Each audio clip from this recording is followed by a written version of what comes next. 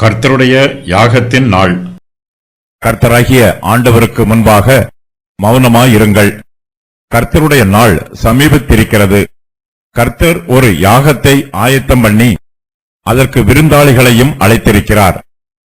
கர்த்தருடைய யாகத்தின் நாளிலே நான் அதிபதிகளையும் ராஜகுமாரரையும் மறுதேசத்து வஸ்திரம் தரிக்கிற யாவரையும் தண்டிப்பேன். வாசற்படியை தாண்டி கொடுமையினாலும் வஞ்சகத்தினாலும் தங்கள் எஜமான்களின் வீடுகளை நிரப்புகிற யாவரையும் அந்நாளிலே தண்டிப்பேன். அந்நாளிலே மீன் வாசலில் இருந்து கூக்குரலின் சத்தமும் நகரத்தின் 2ஆம் பாகத்திலிருந்து அலறுதலும் மேடுகளிலிருந்து மகா சங்காரத்தின் இரைச்சலும் உண்டாகும் என்று கர்த்தர் சொல்லுகிறார். மக்தேஷின் குடிகளே, அலறுங்கள். வர்த்தகர் எல்லாரும் சங்காரமானார்கள். காசுக்காரர் யாவரும் வெட்டுண்டு போனார்கள். அக்காலத்திலே நான் எருசலேமை விளக்கு கொளுத்தி சோதித்து வண்டல் போல குழம்பி இருக்கிறவர்களும் கர்த்தர் நன்மை செய்வதும் இல்லை தீமை செய்வதும் இல்லை என்று தங்கள் இருதயத்தில் சொல்லுகிறவர்களுமான மனுஷரை தண்டிப்பேன். அவர்களுடைய ஆஸ்தி கொள்ளையாகும். அவர்களுடைய வீடுகள் பாழாய்ப்போகும். அவர்கள் வீடுகளை கட்டியும் அவைகளில் குடியிருக்க மாட்டார்கள். அவர்கள் திராட்சத் தோட்டங்களை நாட்டியும் அவைகளின் பல ரசத்தை குடிப்பதில்லை. கர்த்தர் யூதாவுக்கும் எருசலேமுக்கும் விரோதமாக வரப்போகிறார். செப்பனியா அவர்களுக்கு கர்த்தருடைய எச்சரிப்பின் வார்த்தைகளை சொல்லுகிறார். கர்த்தருடைய நியாயத்தீர்ப்பின் நாள் யூதர்கள் மீது சீக்கிரத்தில் வரப்போகிறது. யூதர்கள் இப்போது கர்த்தரை விட்டு பின்வாங்கி போயிருக்கிறார்கள்.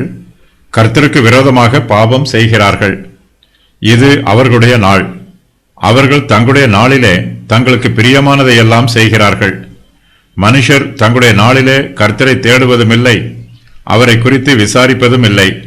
கர்த்தருக்கு பிரியமானதை செய்யாமல் தங்களுடைய மாம்சத்துக்கு பிரியமானதை செய்கிறார்கள். கர்த்தருடைய நாள் சமீபத்திருக்கிறது. செப்பனியா கர்த்தருடைய நாளை கர்த்தருடைய யாகத்தின் நாள் என்று சொல்லுகிறார். கர்த்தர் தம்முடைய நாளிலே யாகத்தை செலுத்துவார். தம்முடைய கனத்திற்கும் மகிமைக்கும் ஏற்பட்டிருக்கும் களங்கத்தையும் சேதத்தையும் செம்மை பண்ணுவார். பழுது பார்த்து புதுப்பிப்பார். கர்த்தராகிய ஆண்டவருக்கு முன்பாக மௌனமாயிருங்கள். கர்த்தருடைய நாள் சமீபத்திருக்கிறது. கர்த்தர் ஒரு யாகத்தை ஆயத்தம் பண்ணி அதற்கு விருந்தாளிகளையும் அழைத்திருக்கிறார் என்று செப்பனியா சொல்லுகிறார். கர்த்தருடைய யாகத்தின் நாளிலே அவர் யாரையெல்லாம் தண்டிப்பார் என்னும் விவரம் இங்கு சொல்லப்பட்டிருக்கிறது. ராஜ குடும்பத்தார் எல்லோரும் பெருமையாயும் ஆணவமாயும் இருக்கிறார்கள். கர்த்தர் அதிபதிகளையும் ராஜகுமாரரையும் தண்டிப்பார். யூதா தேசத்தாரில் சிலர் மறுதேசத்து வஸ்திரம் தரித்திருக்கிறார்கள். இது வினோதமான வஸ்திரம். அதிபதிகளும் ராஜகுமாரர்களும் மறுதேசங்களுக்கு வினோத வஸ்திரங்களை வாங்குவதற்காக போகிறார்கள். அல்லது தங்களுடைய வியாபாரிகளை அங்கே அனுப்பி அந்த தேசத்தில் இருந்து வினோத வஸ்திரங்களை வாங்கி அணிந்து கொள்கிறார்கள். மறுதேசத்து வஸ்திரங்களில் கண்ணியமில்லை, ஆனால் அதில் ஆடம்பரம் இருக்கிறது. அதிபதிகளும் ராஜகுமாரரும் மறுதேசத்து வஸ்திரங்களை அணிந்து பெருமைப்படுகிறார்கள். உயர்ந்த வஸ்திரங்களை தரித்தால்தான் ராஜகுமாரருக்கு திருப்தியாய் இருக்கிறது. அவர்களுடைய உள்ளத்தில் பெருமை இருப்பது போலவே அவர்களுடைய வஸ்திரங்களும் பெருமையாயும் ஆடம்பரமாயும் இருக்க வேண்டும் என்று ஆசைப்படுகிறார்கள். கர்த்தர் பெருமை உள்ளவனுக்கு எதிர்த்து நிற்கிறார். தாழ்மை உள்ளவனுக்கு கிருபை கொடுக்கிறார்.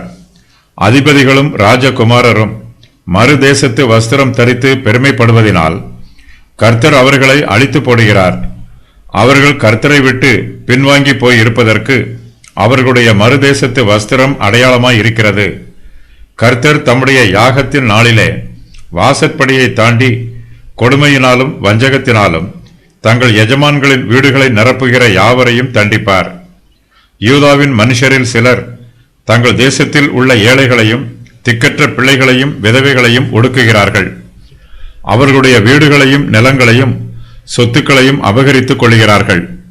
இவர்கள் அனுமதி இல்லாமல் மற்றவர்களுடைய வாசற்படியை தாண்டி அவர்களுடைய வீடுகளுக்குள் பிரவேசித்து அவர்களுக்கு தீங்கு செய்கிறார்கள். சரீரத்தில் வலிமை உள்ளவர்களும் தங்கள் கைகளில் அதிகாரம் உள்ளவர்களும் திக்கற்றவர்களை வஞ்சித்து அவர்களுடைய சொத்துக்களை தங்களுடையது என்று சொல்லி அபகரித்துக் கொள்கிறார்கள். கொடுமையினாலும் வஞ்சகத்தினாலும் சம்பாதித்த பொருட்களினால் அவர்கள் தங்கள் எஜமான்களின் வீடுகளை நிரப்புகிறார்கள். அந்நாளிலே மீன் வாசலில் இருந்து கூக்குரலின் சத்தமும், நகரத்தின் 2ஆம் பாகத்தில் இருந்து அலறுதலும், மேடுகளில் இருந்து மகா சங்காரத்தின் இரைச்சலும் உண்டாகும் என்று கர்த்தர் சொல்லுகிறார். மக்தேஷின் குடிகளே அலறுங்கள், வர்த்தகர் எல்லாரும் சங்காரமானார்கள், காசுக்காரர் யாவரும் வெட்டுண்டு போனார்கள் என்று செப்பனியா சொல்லுகிறார். ஒரு காலத்தில் செழித்திருந்தவர்கள் இப்போது வறுமையில் இருக்கிறார்கள். அவர்களுக்கு இப்போது வியாபாரம் இல்லை, அவர்களிடத்தில் இப்போது பணமும் இல்லை. யூதாவின் மனுஷரும் எருசலேமின் குடிகளும் நிர்விசாரமாய் ஜீவிக்கிறார்கள். அவர்கள் கர்த்தரை தேடுவதுமில்லை, கர்த்தரை குறித்து விசாரிப்பதும் இல்லை. தங்கள் ஆவிக்குரிய ஜீவியத்திலே அவர்கள் அனலும் இல்லாமல் குளிரும் இல்லாமல் இருக்கிறார்கள். கர்த்தர் இப்படிப்பட்ட நிர்விசாரமான ஜனங்களை தேடி கண்டுபிடித்து அவர்களை தண்டிப்பார். அக்காலத்திலே நான் எருசலேமை விளக்கு கொளுத்தி சோதித்து வண்டல் போல குழம்பி இருக்கிறவர்களும் கர்த்தர் நன்மை செய்வதும் இல்லை தீமை செய்வதும் இல்லை என்று தங்கள் இருதயத்தில் சொல்லுகிறவர்களுமான மனுஷரை தண்டிப்பேன் என்று கர்த்தர் சொல்லுகிறார். கர்த்தர் எருசலேமை விளக்கை கொளுத்தி சோதித்து பார்ப்பார். கர்த்தருடைய பார்வையில் இருந்து விக்கிரக ஆராதனைக்காரன் ஒருவனும் தப்பிக்க முடியாது, ரகசியமாய் பாவம் செய்கிறவனும் தப்பிக்க முடியாது. அவர்களுடைய ஆஸ்தி கொள்ளையாகும், அவர்களுடைய வீடுகள் பாழாய் போகும். அவர்கள் வீடுகளை கட்டியும் அவைகளில் குடியிருக்க மாட்டார்கள். அவர்கள் திராட்சைத் தோட்டங்களை நாட்டியும் அவைகளின் பல ரசத்தை குடிப்பதில்லை. நிர்விசாரமாய் ஜீவிக்கிறவர்கள் கர்த்தருடைய சர்வ வல்லமையை அங்கீகரிக்க மாட்டார்கள், அவருடைய சர்வ ஆளுகைக்கு கீழ்ப்படிய மாட்டார்கள். நிர்விசாரமாய் இருக்கிறவர்கள் உணர்வில்லாதவர்களாய் இருப்பார்கள். கர்த்தர் பாவிகளை தண்டிப்பார், அவர்களை பேசக்கூடாதபடிக்கு மௌனமாக்குவார். தம்முடைய யாகத்தின் நாளிலே அவர்களை பலியாக செலுத்தி விடுவார். கர்த்தர் அவர்களை அவருடைய சத்துருக்களின் கைகளில் ஒப்புக் கொடுப்பார். கர்த்தருடைய நாளிலே மீன் வாசலில் இருந்து கூக்குரலின் சத்தமும், நகரத்தின் 2ஆம் பாகத்தில் இருந்து அலறுதலும், மேடுகளில் இருந்து மகா சங்காரத்தின் இரைச்சலும் உண்டாகும். எருசலேம் நகரம் முழுவதிலும் ஒரு வாசலில் இருந்து மற்றொரு வாசலுக்கு அலறுதலின் சத்தமும் மகா சங்காரத்தின் இரைச்சலும் உண்டாகும். யூதா தேசம் முழுவதும் கூக்குரலின் சத்தம் கேட்கப்படும். மேடுகளில் இருந்தும் மலைகளில் இருந்தும் மகா சங்காரத்தின் இரைச்சல் உண்டாகும். எருசலேமை சுற்றிலும் பல மலைகள் உள்ளது. சத்துருக்கள் இந்த மலைகள் வழியாக ஊடுருவி வருவார்கள். அவர்கள் எருசலேமின் குடிகளை தங்கள் பட்டயங்களால் சங்காரம் பண்ணுவார்கள். அப்போது அந்த மேடுகளில் இருந்து மகா சங்காரத்தின் இரைச்சல் உண்டாகும். எருசலேம் நகரம் அரணிப்பான நகரம் என்றும் அது பாதுகாப்பான நகரம் என்றும் எருசலேமின் குடிகள் நம்புவார்கள்.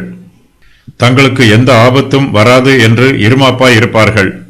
கர்த்தருடைய யாகத்தின் நாளிலே எருசலேமின் குடிகளுக்கும் ஆபத்து வரும், அவர்களும் சங்காரமாவார்கள். அந்நாளிலே அவர்களும் வெட்டுண்டு போவார்கள். அவர்களுடைய பொக்கிஷங்கள் எல்லாம் கொள்ளையிடப்படும்.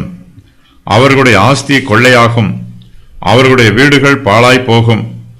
அவர்கள் வீடுகளை கட்டியும் அவைகளில் குடியிருக்க மாட்டார்கள்.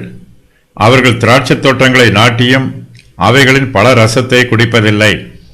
எருசலேமின் குடிகள் தங்களுக்கு வீடுகளை கட்டுவார்கள், ஆனால் அதில் குடியிருக்க மாட்டார்கள்.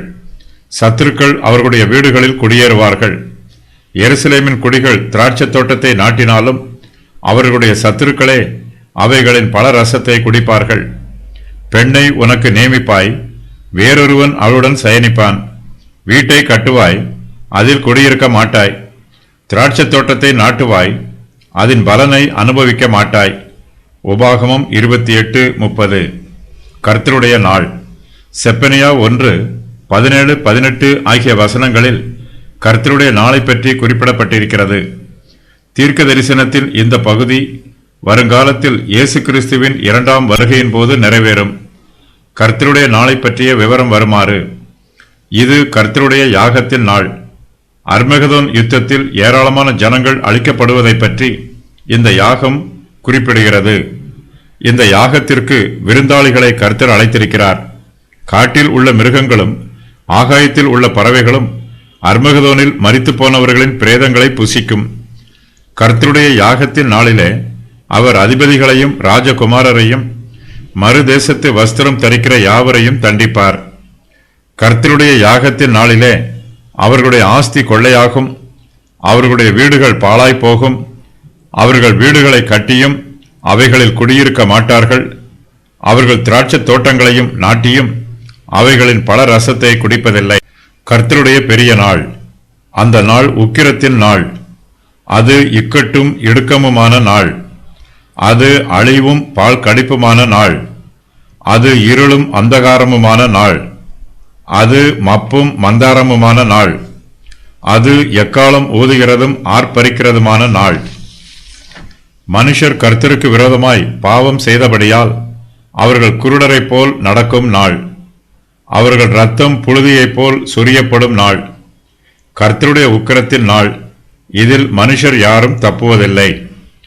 மனுஷர் தண்டிக்கும் பிரிவினர், அதிபதிகளும் ராஜகுமாரரும், மறுதேசத்து வஸ்திரம் தரிக்கிறவர்கள், வாசற்படியை தாண்டுகிறவர்கள், கொடுமையினாலும் வஞ்சகத்தினாலும் தங்கள் எஜமான்களின் வீடுகளை நிரப்புகிறவர்கள், வர்த்தகர், காசுக்காரர், வண்டல் போல குழம்பி இருக்கிறவர்கள். கர்த்தர் யூதருக்கென்று விசேஷித்த வஸ்திரத்தை கொடுத்திருக்கிறார். அவருடைய வஸ்திரத்தின் 4 மூலைகளிலும் நீல நிறத்தில் தொங்கல்கள் இருக்கும். யூதருடைய வஸ்திரத்திற்கு என்று வேறு சில குணாதிசயங்களும் உள்ளன. மறுதேசத்து வஸ்திரம் என்பது யூதருடைய வஸ்திரத்தை போன்று இருக்காது. புறஜாதியார் தங்களுடைய விக்கிரகங்களின் கோவில்களுக்குள் போகும்போது அதன் வாசற்படியை மிதிப்பதற்கு பதிலாக அதை தாண்டி செல்வார்கள், அல்லது அதன் மீது தவழ்ந்து செல்வார்கள். தாகோனின் ஆலயத்தில் பெலிஸ்தியர்கள் இதுபோன்று வாசற்படியை தாண்டுவது வழக்கம். எருசலேம் நகரத்தின் வடக்கு அலங்கத்தில் மீன்வாசல் உள்ளது.